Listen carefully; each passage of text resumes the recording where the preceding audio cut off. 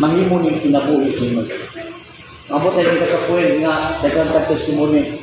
Salamat sa Ginoo. Dugay na nako ning giampo, nitabo na jud.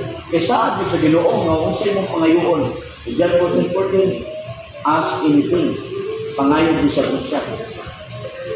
Dito rin kondisyon magpabilin ka sa Ginoo o sa iyang pulong.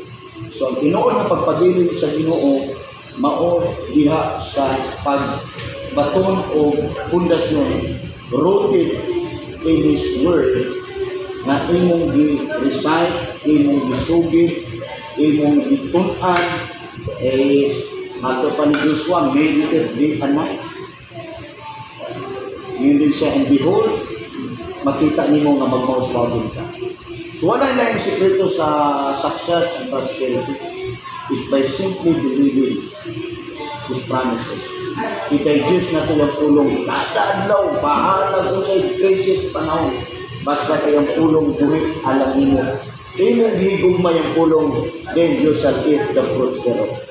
Kaunon din nato kung sa itong ituan, sumalat siya. Amen. Amen. So, kana lang siguro kung si mataasan pa, o salamat sa privilege na nakashare sa inyo.